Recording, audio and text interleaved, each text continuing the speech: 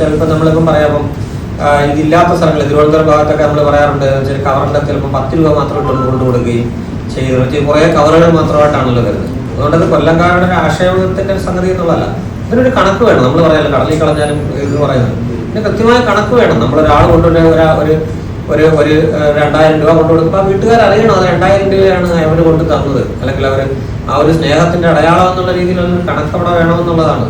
അതിൽ ഒരു മോശപ്പെട്ട എന്നുള്ള രീതിയിലല്ല. അത് അങ്ങനെയുള്ള ഒരുപാട് പേരുടെ കൈത്താങ്ങുകളും സഹായത്തിലൂടെയാണ് ഒരുപാട് സ്ത്രീകളുടെ കല്യാണങ്ങൾ ഇവിടെ നടക്കുന്നത്. മലബാറിലാണെങ്കിൽ ഇതിന് കുറിക്കല്യാണം എന്ന് പറഞ്ഞിട്ട് നടക്കുന്നത്. ഇത് കേരളത്തിൽ പല രീതികളിൽ നടക്കുന്ന ഒരു ഇതാണ്.